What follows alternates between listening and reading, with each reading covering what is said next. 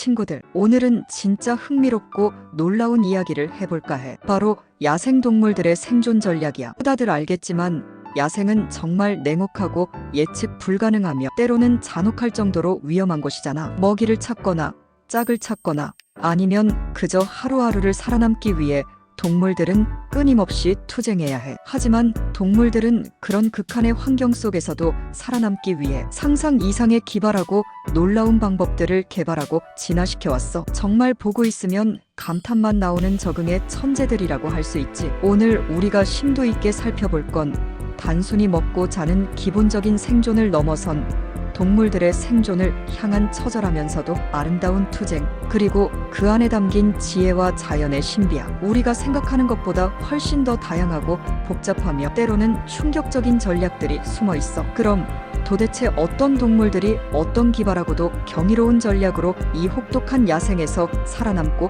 번성하고 있는지 지금부터 함께 그 비밀을 파헤쳐보자. 가장 먼저 사막의 생존왕이자 진정한 극복의 상징 낙타 이야기를 빼놓을 수 없겠지. 낙타하면 다들 등에 우뚝 솟아있는 혹부터 떠올릴 거야. 많은 사람들이 혹에 물이 들어있다고 오해하기도 하는데 사실 저 혹은 물이 아니라 고농축된 지방 덩어리야. 이 지방은 단순한 에너지를 넘어 물이 부족한 상황에서 대사 과정을 통해 물을 생성하는데도 기여하는 엄청난 에너지 저장 창고 역할을 해. 낙타는 이 혹 덕분에 최대 몇 주 동안, 심지어 한 달 이상 물이나 음식 없이도 뜨거운 사막을 횡단하며 생존할 수 있어. 이건 정말 경이로운 능력이지. 게다가 낙타는 체온을 최대 6도에서 8도까지 변화시킬 수 있는 특별한 생리적 능력을 가지고 있대. 낮에는 섭씨 40도를 넘나드는 뜨거운 햇볕 아래에서 체온이 올라가도 땀을 흘리지 않고 버티며 수분 손실을 최소화하고, 밤에는 기온이 영하로 떨어지는 추위에 대비하여 체온을 능동적으로 낮춰 에너지 소비를 줄이는 거야. 이뿐만이 아니야. 낙타의 콧구멍은 강렬한 모래 폭풍이 불어올 때 모래가 들어오는 것을 완벽하게 차단하기 위해 닫을 수 있도록 특수하게 진화되어 있고, 길고 촘촘하며 여러 겹으로 이루어진 속눈썹은 날아오는 모래나 강렬한 햇빛으로부터 눈을 효과적으로 구조해줘. 또한 넓고 평평하며 마치 쿠션 같은 역할을 하는 발은 뜨겁고 부드러운 모래 위를 걷거나 무거운 짐을 싣고 이동할 때도 쉽게 빠지거나 미끄러지지 않게 해주지. 정말 사막이라는 극한 환경에 완벽하게 최적화된 살아있는 기계라고 해도 과언이 아닐 정도로 놀라운 생명체라고 할 수 있어. 이번에는 좀 더 신비롭고 환상적인 이야기로 넘어가 볼까? 바로 위장의 달인이자 변신의 귀재, 카멜레온이야. 카멜레온은 주변 환경에 맞춰 몸 색깔을 자유자재로 바꾸는 능력으로 너무나도 유명하잖아. 하지만 이 능력은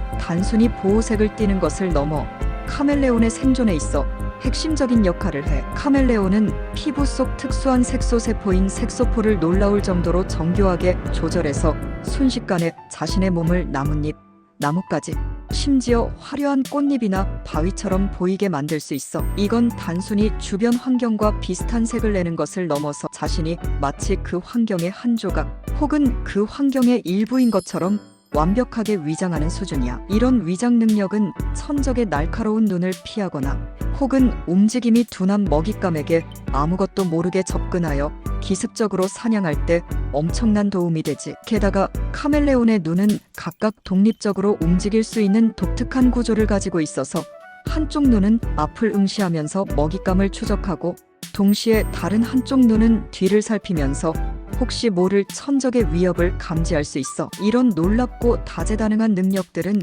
카멜레온이 사냥 성공률을 극대화하고, 동시에 자신을 노리는 잠재적인 위험을 사전에 감지하고 회피하는데 필수적인 요소로 작용해. 정말 눈으로 보고도 믿기지 않는 마법 같은 능력이지 않아? 카멜레온은 이처럼 정교한 변신술을 통해 위험으로부터 자신을 보호하고, 동시에 효율적으로 먹이를 사냥하며 척박한 자연 속에서 성공적으로 생존해 나가고 있어. 이제 깊고 푸른 바닷속으로 한번 들어가 볼까? 문어는 바다의 위장술사라는 별명을 가지고 있을 정도로 뛰어난 변신 능력과 지능을 겸비한 생명체야. 문어는 피부에 있는 색소포라는 특별한 세포 주머니를 확장하거나 수축시켜서 순식간에 자신의 몸 색깔뿐만 아니라 피부의 질감과 무늬까지도 자유자재로 바꿀 수 있어. 평평하고 매끄러운 바닥에 있을 때는 바닥과 똑같은 색깔과 복잡한 무늬를 띄어서 주변에 완벽하게 녹아들고, 울퉁불퉁한 바위 틈에 숨어들 때는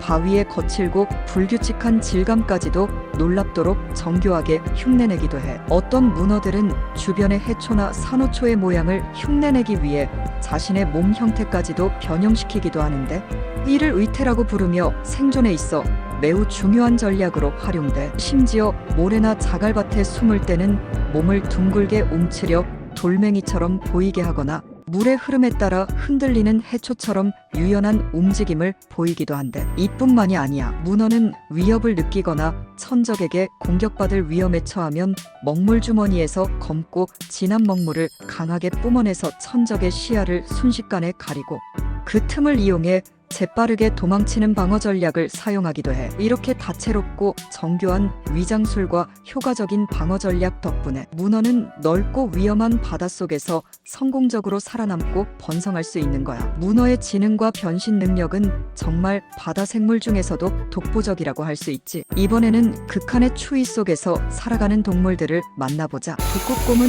북극의 혹독하고 자비 없는 환경에서 살아남기 위해 상상을 초월하는 놀라운 적응 능력을 진화시켜왔어. 이들의 두꺼운 지방층과 빽빽하고 촘촘한 털은 영하 수십 도를 오르내리는 극한의 온도에서도 북극곰의 체온을 따뜻하게 유지시켜주는 완벽한 보온제 역할을 해. 특히 털은 단순히 보온 기능만 하는 게 아니야. 속털은 몸에 밀착되어 공기층을 형성하며 보온 효과를 극대화하고, 겉털은 비어있는 구조로 되어 있어 뛰어난 방수 기능을 제공하여 물에 젖지 않게 보호해줘. 게다가 북극곰의 발바닥은 거칠고 미끄러운 얼음 위에서도 안정적으로 걸을 수 있도록 특수한 돌기와 미끄럼 방지 패드가 발달해 있고, 널쩍하고 튼튼한 발은 눈 위를 효율적으로 걷거나 얼음물 속에서 강력한 추진력을 얻는데 매우 유리하게 작용해. 북극곰은 수영 실력도 엄청나서 주로 바다표범이나 물범을 사냥하기 위해 얼음같이 차가운 바다를 몇 시간씩 쉬지 않고 헤엄치기도 한데, 심지어 잠수 능력도 뛰어나서 먹이를 추적하거나 이동할 때 유용하게 활용해. 이런 놀라운 신체적 특징과 뛰어난 사냥 기술 덕분에 북극곰은 극한의 추위와 먹이 경쟁이 치열한 북극 생태계에서 최상위 포식자로 군림하며 자신의 자리를 확고히 지킬 수 있는 거지. 이제 우리가 흔히 볼 수 있는 작은 동물들의 생존 전략도 한번 살펴볼까? 바로 개미는 지구상에서 가장 성공적인 사회생활을 영위하는 대표적인 동물이야. 개미 한 마리 한 마리는 물론 작고 약해 보일 수 있지만, 수십만, 수백만 마리의 개미들이 모여 거대한 군집을 이루면 상상을 초월하는 조직력과 힘을 발휘해. 개미들은 페로몬이라는 화학 물질을 통해 매우 복잡하고 효율적인 의사소통 체계를 가지고 있어서 먹이가 있는 곳이나 잠재적인 위험을 서로에게 정확하게 알려주고, 분업을 통해 각자의 역할에 따라 효율적으로 일을 처리해. 여왕개미는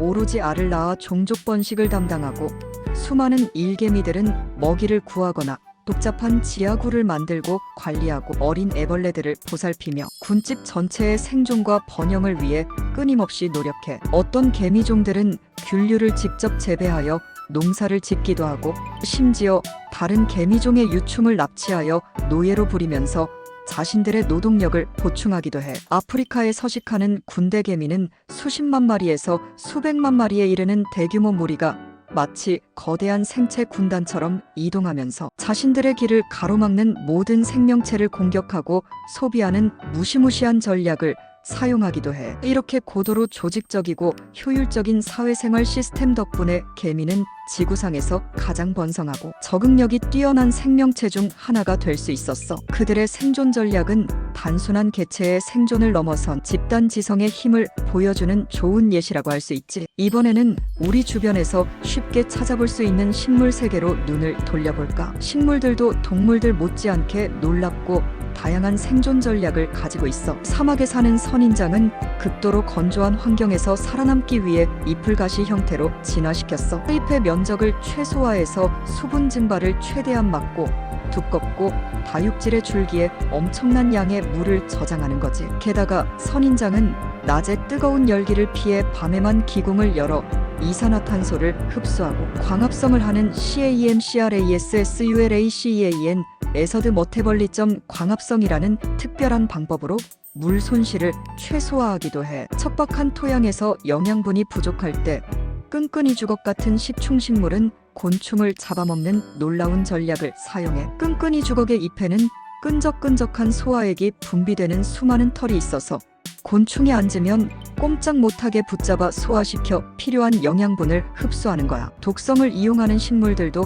매우 많아. 예를 들어 미나리아 제비과 식물들은 자신을 먹으려는 초식동물로부터 자신을 보호하기 위해 잎이나 줄기에서 독성 물질을 분비하기도 해. 또한 어떤 식물들은 강력한 향을 뿜어내어 해충을 쫓아내거나 반대로 특정 곤충을 유인하여 수분을 돕기도 해. 이렇게 식물들도 각자의 서식 환경과 위험 요인에 맞춰 기발하고 창의적인 방식으로 환경에 적응하며 끈질기게 살아남고 있어. 그들의 생존 방식은 겉보기와 달리 매우 역동적이고 치밀하다고 할 수 있지. 또 다른 놀라운 생존 전략으로는 동면을 들 수 있어. 곰이나 다람쥐, 고슴도치 같은 동물들은 겨울철 먹이가 극도로 부족해지고 기온이 심하게 떨어지는 혹독한 환경에 대비하여 동면에 들어가. 동면 중에는 심장박동수와 호흡수가 평소의 수십 분의 1로 현저히 줄어들고 체온도 주변 온도에 가깝게 낮아져서 에너지 소비를 최소화하는 상태를 유지해. 몇 달 동안 아무것도 먹지 않고 깊은 잠만 자면서 힘든 겨울을 나는 거지. 이게 가능한 이유는 동면을 시작하기 전에 충분히 먹고 몸의 지방을 최대한 축적해두기 때문이야. 이 지방이 동면 기간 동안 생명을 유지하는데 필요한 최소한의 에너지를 꾸준히 공급해줘. 어떤 동물들은 겨울잠 대신 여름잠을 자기도 해. 아프리카의 페어는 건기가 시작되어 물이 마르면 진흙 속에 몸을 파묻고 딱딱한 껍질을 만들어 그 안에서 몇 달씩 잠을 자면서 비가 다시 내리고 물이 차오르기를 기다려. 이러한 동면 또는 여름잠 전략은 예측 불가능한 계절 변화나 극한의 환경 변화에 대처하는 동물들의 고도로 진화된 지혜라고 할 수 있어. 이들은 에너지를 절약하고 불리한 조건을 회피함으로써 생존율을 극대화하는 거야. 그리고 의태와 경고색도 매우 중요하고 흥미로운 생존 전략이야. 자연계에는 독성이 있거나 맛이 없는 나비와 그렇지 않은 나비들이 공존하는데 독성이 있는 나비는 주로 밝고 화려하며 눈에 띄는 경고색을 띠어서 나는 위험하니 나를 건드리지 마시오 라고 천적에게 강력하게 경고해. 그런데 독성이 없는 나비들도 독성이 있는 나비의 경고색이나 무늬를 교묘하게 흉내내서 천적의 공격을 영리하게 피하기도 해. 이걸 베이츠 의태라고 불러. 독성이 없는 왕뱀이 독성이 강한 산호뱀과 비슷한 화려한 무늬를 가진 것도 바로 같은 이유야. 천적들은 한 번 당한 경험 때문에 비슷한 무늬를 보면 일단 피하고 보는 경향이 있거든. 반대로 독성이 없거나 위험하지 않은 동물들이 주변 환경과 비슷하게 몸 색깔을 바꾸는 것을 은폐라고 해. 예를 들어 하얀 눈밭에 사는 북구겨우는 겨울에 온몸이 새하얀 털로 덮여 있어서 눈에 거의 띄지 않고, 숲속에 사는 사슴은 갈색 털을 가지고 있어서 나무 사이나 덤불 속에 있으면 주변 환경에 완벽하게 녹아드는 거야. 이처럼 의태와 경고색, 은폐는 동물들이 천적으로부터 자신을 보호하거나 반대로 먹잇감에게 들키지 않고 접근하는 데 결정적인 역할을 하는 정교한 전략들이야. 집단 생활 또한 매우 중요하고 효과적인 생존 전략 중 하나야. 무리를 지어 사는 동물들은 서로 협력하여 먹이를 구하고 천적으로부터 자신을 효과적으로 보호하며 번식의 성공률을 높이는 등 다양한 이점을 얻을 수 있어. 예를 들어 아프리카 초원의 얼룩말대는 수많은 개체가 한데 모여 있으면 사자 같은 포식자들이 한 마리 한 마리를 정확히 구분하기 어려워져서 사냥 성공률이 현저히 낮아진다고 해. 또한 무리를 이룬 개체들은 서로에게 위험을 알리는 경고 시스템 역할을 하기도 해. 미어캣은 무리 중 한 마리가 높은 곳에서 망을 보면서 주변을 경계하고 위험이 감지되면 특유의 큰 소리로 경고음을 내서 다른 미어캣들이 재빠르게 굴 속으로 대피할 수 있도록 도와줘. 늑대 무리는 혼자서는 잡기 어려운 자신보다 훨씬 큰 사슴이나 엘크 같은 먹이도 함께 힘을 합쳐 사냥할 수 있고, 새끼를 함께 돌보면서 어린 개체들의 생존율을 극적으로 높이기도 해. 이렇게 집단으로 생활하면 개체가 혼자서는 감당하기 어려운 다양한 위험과 도전에 효과적으로 대처할 수 있어서 생존에 훨씬 유리한 거지. 협력과 분업은 생존을 넘어선 번영의 핵심 요소라고 할 수 있어. 이처럼 야생동물들은 각자의 서식 환경과 독특한 생활 방식에 맞춰 상상 이상의 놀랍고 정교한 생존 전략들을 진화시켜 왔어. 우리가 오늘 심도 있게 살펴본 이 모든 전략들은 오직 살아남기 위한 처절하면서도 아름다운 노력과 진화의 결과라고 할 수 있지. 그리고 우리가 본 몇몇 예시들은 정말 광활한 자연 속에 숨겨진 생존 전략의 빙산의 일각에 불과해. 지구상에는 우리가 아직 알지 못하는, 혹은 미처 상상조차 할 수 없는 수많은 생존 전략들이 지금 이 순간에도 펼쳐지고 있을 거야. 우리가 동물들의 생존 전략을 배우는 것은